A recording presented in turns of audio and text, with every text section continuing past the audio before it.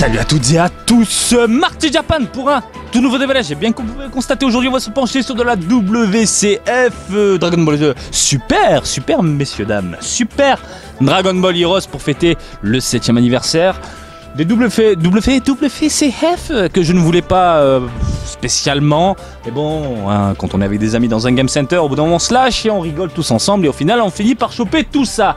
Donc à la base moi j'en voulais que deux, hein, je voulais ces deux là. Et puis au final bon en rigolant avec des potes, on sort les pinces, la monnaie et puis on s'éclate. Donc je vous propose aujourd'hui de découvrir avec moi ces 5 petites beautés du jour parce qu'elles ont de la gueule quand même. C'est sorti le 7 novembre 2017 dans les game centers japonais. Le lot, hein, les WCF coûtent un bras, mais alors un bras, j'aime bien la série mais c'est trop cher de base, et puis passer du temps dans les game centers pour les choper, ça ne m'intéresse pas vraiment, mais bon, ça coûte entre 5 et 7 000 yens hein, selon le revendeur, c'est juste complètement fou.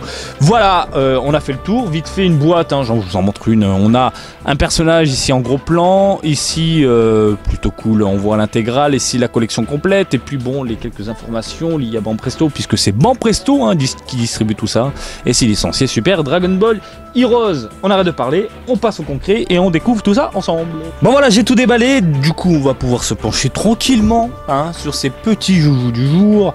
Et on commence avec cette Saiyajin mystérieuse. Regardez le Goku qui va se péter la gueule. Ah là là, on va en parler après. Donc cette Saiyajin bien mystérieuse, mais qui est-elle Marty? Eh bien il s'agit du personnage avatar de féminin de Super Dragon Ball Heroes, race Saiyajin. Donc voilà, donc vous avez ici, regardez, vous pouvez le constater, la queue du Saiyajin. Et niveau couleur, bon c'est du simple, faut pas se prendre la tête, mais pour un tout petit produit comme ça, tout petit, je suis fan, c'est superbe. Les cheveux, ils ont foutu un effet violet métallique, un poil rosé. Ah là là, j'arrive pas à cadrer, j'arrive pas à faire la mise au point, pardon. Plutôt, voilà. Regardez, ça brille dans tous les sens. Il y a de légères paillettes violettes posées sur les cheveux qui sont sous un ton rosé, rosâtre. Franchement, oui, ça passe nickel. Par contre, tout ce qui est socle, c'est de la merde. Hein. Les socles, clairement, c'est de la bonne grosse merde. Ça tient à peine, dont le Goku là. Regardez, de toute façon ici, hop, quand je mets la petite Saiyajin, il y a un jeu, et ça c'est insupportable. Le Goku, alors ok, ils ont fait une pose ultra dynamique, hein. Regardez. Il est en train de foncer vers l'avant, je sais pas s'il saute ou il vole, mais dans tous les cas, il est en pleine action. Regardez les vêtements qui bougent, hein, qui bougent, non, ils bougent pas vraiment, mais on sent le mouvement des vêtements, hein. On sent que c'est très bien représenté à travers cette figurine-là, hein, on sent son petit côté déchaîné. Je suis pas fan de la tête, hein, je suis vraiment pas fan de la tête du Goku, là, qui a un poil space, j'ai l'impression. Mais bon, l'ensemble ça va. Et donc ce défaut, là, cette tige toute petite ridicule, ça, c'est clair et net. En août, au Japon, c'est hors de question. Faut mettre ça sous vitrine ou sous quelque chose qui protège. Ça fond hyper vite. Le problème, c'est que le socle, là, il y a un jeu également. Et le Goku, il est en train de foncer. Ben, quand tu le poses, il se pète la gueule. Donc il faut trouver un équilibre, je pense. Faut trouver, je sais pas, faut mettre des points de colle, j'en sais rien, pour le maintenir debout, parce que c'est son plus gros défaut. Lui, on va s'attarder en dernier. On va s'y pencher en dernier. La Toa. Bon, Toa, vous la connaissez, je pense, maintenant. Si vous jouez à Dragon Ball Xenoverse et Xenoverse 2, vous l'avez déjà rencontrée. Elle est toute mignonne, toute choupie, avec sa belle robe. Ici, elle tient un petit bâton. Plutôt cool. Un poil tordu, mais bon, ça, c'est à vous de gérer, hein. Vous pouvez le modifier, comme vous pouvez le constater. Bon, ça, je ferai ça plus tard. Pareil, hein, la tige qui est pas terrible avec le socle, mais bon, le résultat est plus que convaincant. Les cheveux sont extrêmement bien détaillés, bien fins, bien modélisés, hein. J'aime beaucoup ces petits traits posés comme ça, superbe. Franchement, le sculpteur, j'ai rien à dire, bravo à lui. Le Trunks Xeno, qui se déchaîne, grosse tête, petit corps, hein. Bien classe. Qu'est-ce qu'il a, une cicatrice sur le front? Qu'est-ce que c'est que ça? Ah non, c'est juste... C'est rien de tout, c'est absolument rien. Je pensais qu'il avait une cicatrice sur le front, mais non, voilà. Cool, hein, cool, la petite épée comme il faut, bien classe, hein, le regard bien énervé. Ma foi, il n'y a rien à dire, c'est nickel. Franchement, les petits détails comme ça, regardez. Au niveau... c'est quoi? C'est une veste longue qu'il porte.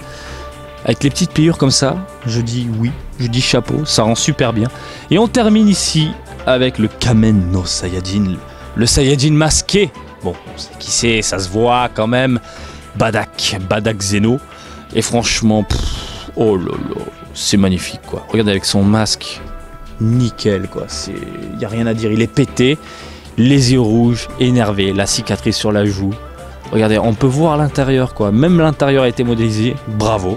Donc à mon avis, le sculpteur, qu'est-ce qu'il a fait? Il a créé Badak de A à Z, de haut en bas. Puis à la fin, il a rajouté le masque. Et au final, regardez le résultat. C'est nickel. C'est propre. Voilà. Le dos, je crois qu'il est complètement baraque. On parle d'une toute petite figurine, hein. Mais vraiment, regardez quoi, par rapport à ça fait un doigt, voilà. Regardez-moi ce dos, regardez-le comme il est détaillé, c'est un truc de ouf quoi. C'est un truc de ouf. La queue du Saiyajin qui l'entoure, son armure est juste mortelle, le rendu est fantastique. Donc voilà, clairement, hein, mon préféré, c'est le Kamen no Saiyajin qui est juste là, il est juste... Il n'y a rien à dire quoi, il n'y a rien à dire. Rapidement, retenez-le, au niveau de la taille, ça tourne dans les... Globalement, hein, je ne veux pas faire un par un, faut pas déconner non plus. Dans les 9 cm, entre 9 et 10 cm selon le personnage, c'est vraiment tout petit, tout mignon, à croquer. Voilà, celui-là, mais franchement, mais cherchez pas à comprendre. Si vous aimez pas forcément les WCF, mais que vous aimez bien Badak, et pourquoi pas Badak, enfin sous un aspect un poil différent comme celui-ci, hein, franchement, foncez, parce qu'il est beau. Il est beau, il claque. Et en plus, regardez le bandana, mais j'avais même pas capté. On a le bandana là comme ça, et puis derrière, vous avez le petit nœud, mais c'est trop chou quoi. Je vais dormir avec. Je vais dormir avec ce soir. Chérie, tu sors du lit, moi je dors avec Badak. Voilà, il n'y a rien d'autre à dire. Voilà, j'espère que ce petit déballage du jour vous a plu. Comme d'habitude, je vous invite à me suivre sur Twitter, Marty_Japan pour l'actu Dragon Ball en direct du Japon, mais aussi sur Facebook, Marty Japan, du bisous le Japon. Et je vous dis à très bientôt. Allez, salut, bisous, ciao.